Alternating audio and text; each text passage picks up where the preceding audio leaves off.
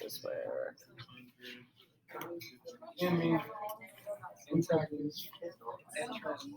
Is this where we stopped? Did we do military strength? We have like around Are you serious? rough leg. All right, friends, we need to get moving on notes here because we are a day behind.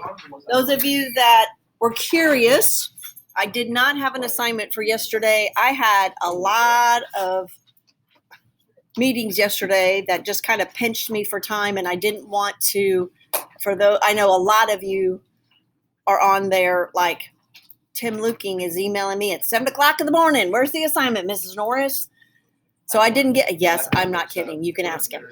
Yeah, he did that email after he went on his 8-mile run. Yes. So since I could not get it on there early, like I should have, I just said no assignment. So if you were curious, that is one of the reasons why I got started a little bit late. Yes, sir. What's the other one for the soccer?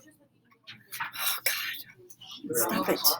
I think it's going to be. Stop You it. can't wait for Sunday, can you? I'm driving. It's, It's yeah. going to be a good game. Yeah, today. I hope it's a good game. It could just be a rout. It could just be horrific. Barcelona made it to the finals. for I this thing. love your shirt, Bailey. I'm sure, did you? Yes, I got my socks on. I don't watch. What? That might be it today. I know you don't. No one does it. No one does it. But let me just tell you, it's an awesome sweatshirt. And I even like it better that you're not even aware of that part of it because it makes it so much better. It's Go Heels. Yep. It's basketball. That's little Michael Jordan there flying through the air, supporting the best basketball team ever. So thank you for that. Thank you. All right, we are ready to get started. So let's close up our laptops, find our notes, and give me your attention for a bit, please. There's always extra in that blue box over there. The blue box? Always extra. Tipton, they're in the blue box. Dude, holy crap. How do you It's okay. look? It's okay. Look, show them the back page. This one's easiest by looking at the back page of your notes. It's a big wanted poster of Pancho Villa. Yeah. Just go get another one, honey. It's no big deal. And then you can fill it in later. It's no big deal. All right. So is this where we were at military strength? We did this and we did superiority. We did just, we're ready here. Nope. We're here. Thank you. Okay. This probably would have helped if we would have done that for your assignment. I don't know why I stopped early. Yeah, it's okay. National superiority. Yeah. Nations use the idea of racial and national and cultural superiority to justify imperialism. And again, this idea that this is the difference between nationalism and patriotism.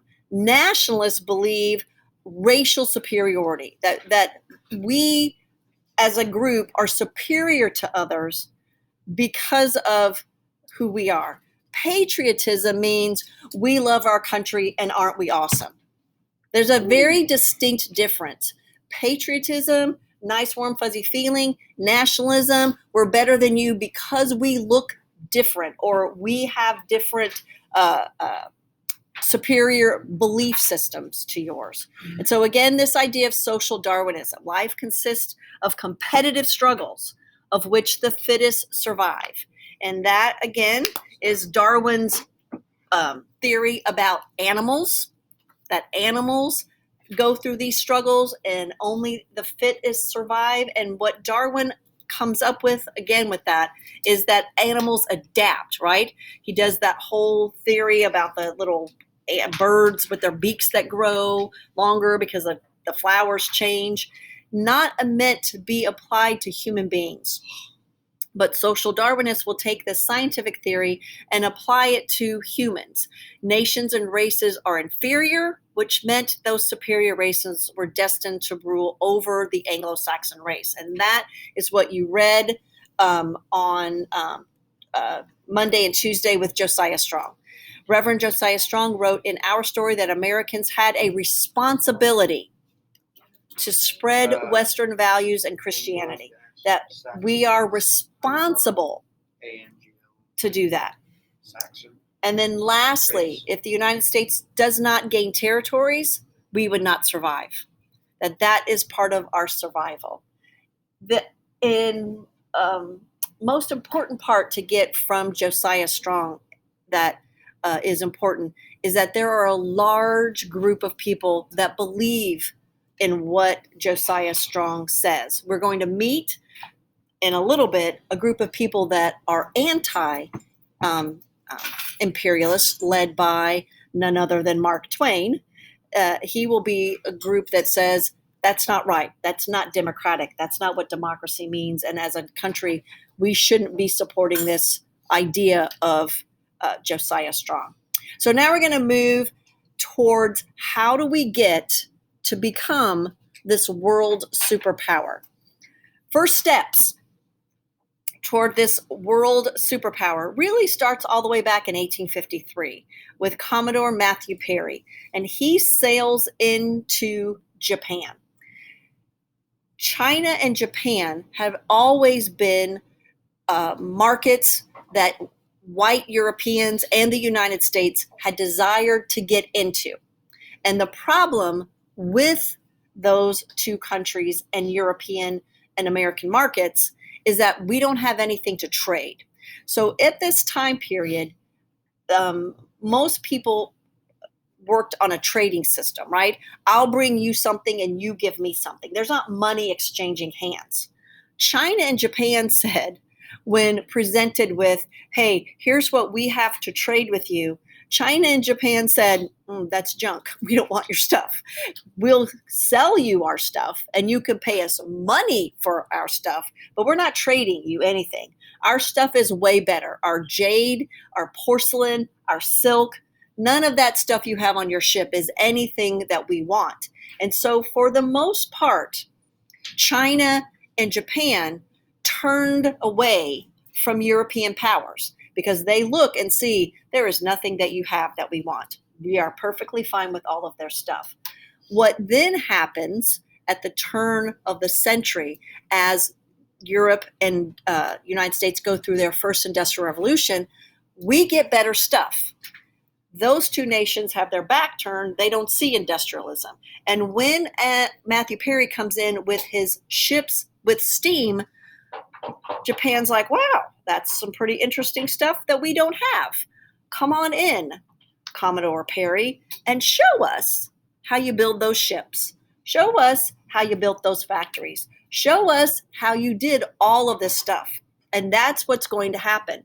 And so we will negotiate and trade with Japan.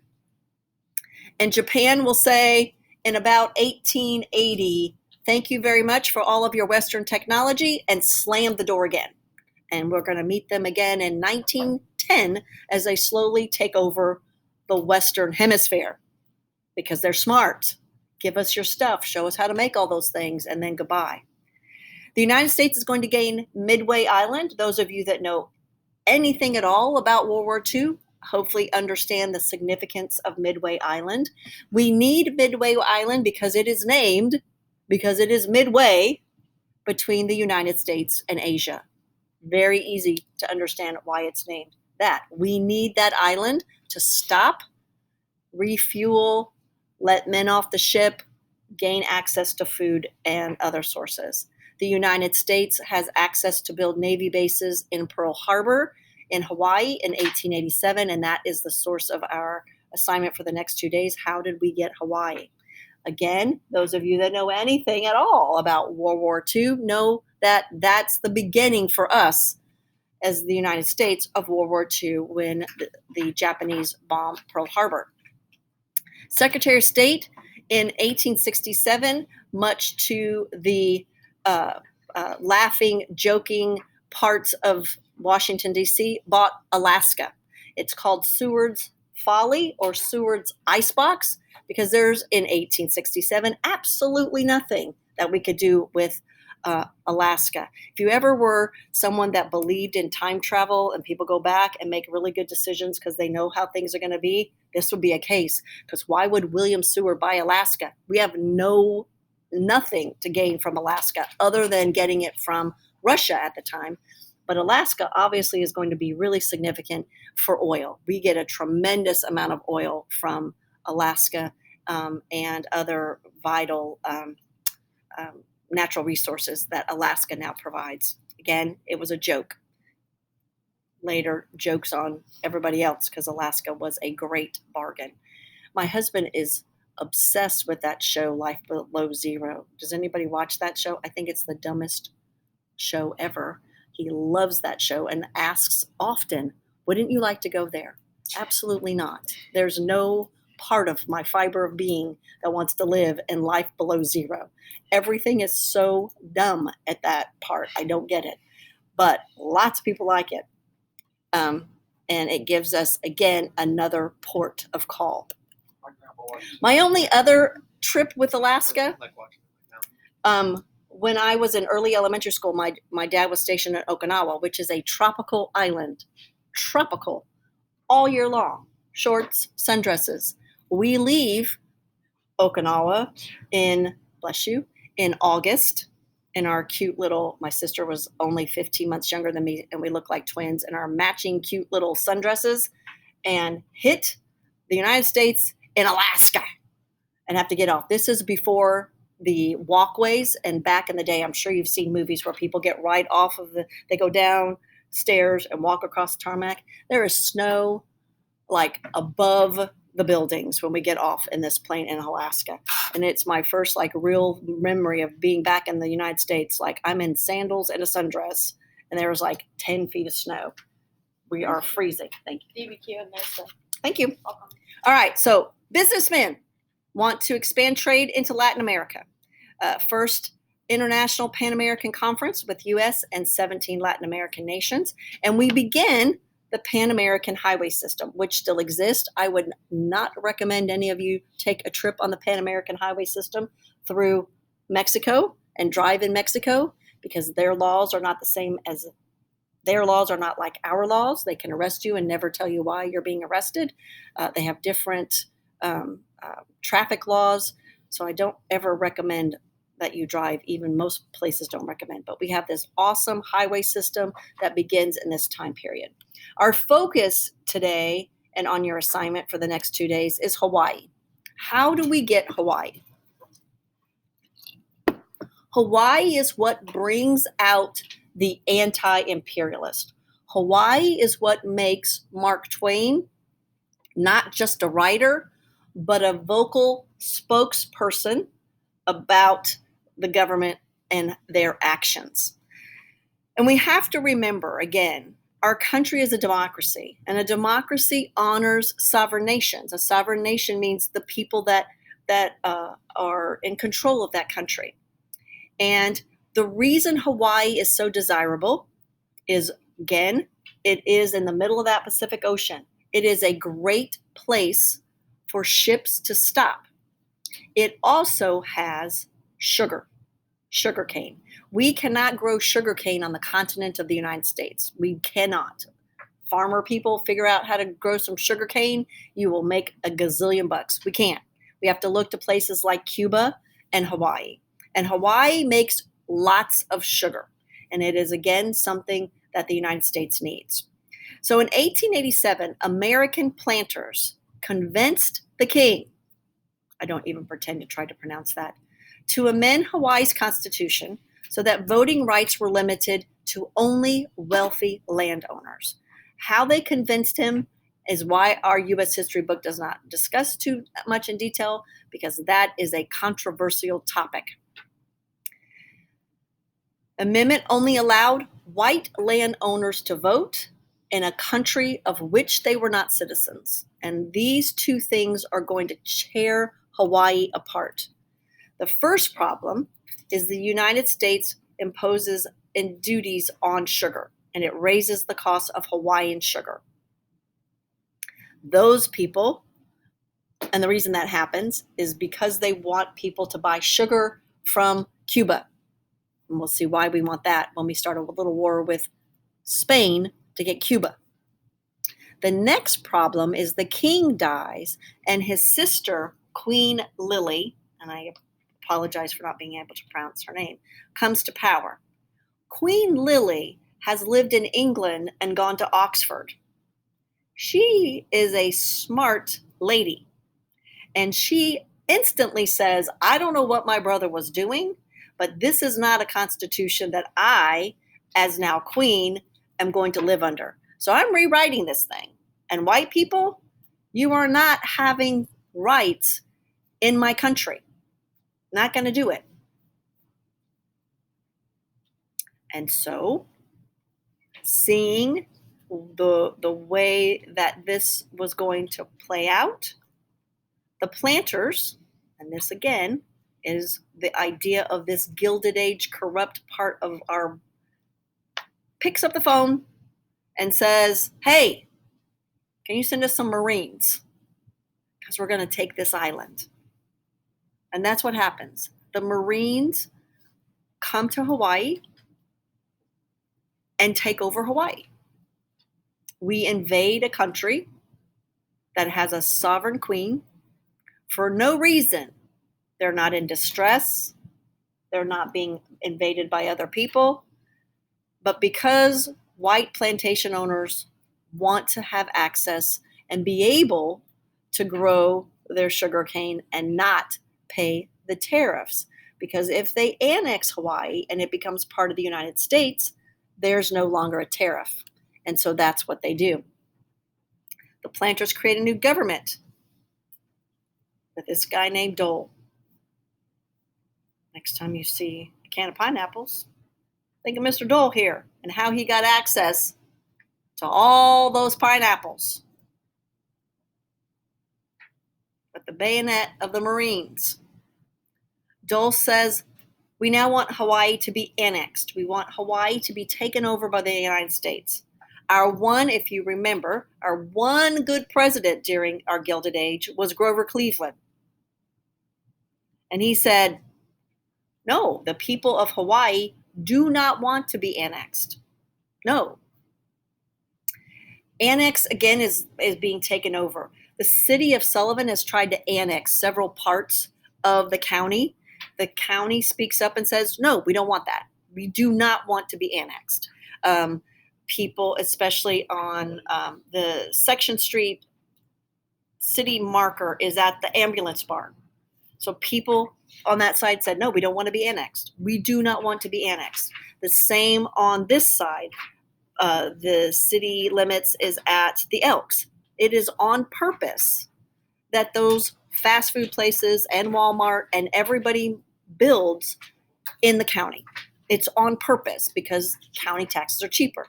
The city tries to annex. This is what the United States is trying to do. They want to annex. The people of Hawaii say, no, we do not want to be annexed.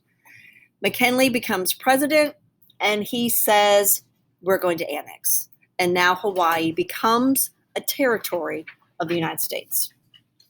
All right. And that is what you guys will be looking at in your assignment today and tomorrow. Your assignment is a whole bunch of different types of documents. There's political cartoons, there's letters. You are to look at all of those documents. You're to sort them into groups for and against. Tell me why. And then at the end, you're writing a letter to President McKinley, your choice. Yes, we should annex. No, we should not. Okay? And you will have class time tomorrow to work on that if you have any trouble with the documents. I will tell you again that this is a time period of that idea of racial superiority. So the political cartoons are very racially charged. They are caricatures of the time of which we are studying. So they are somewhat disturbing to look at, but I think it's significant and important to see the way white Americans at that time viewed the people of Hawaii. Even though Queen Lily spoke exquisite English and a very awesome British accent, and had gone to Oxford University. She was incredibly smart, and she worked diligently to protect the people of Hawaii. All right, questions about any of this? All right. One last thing, and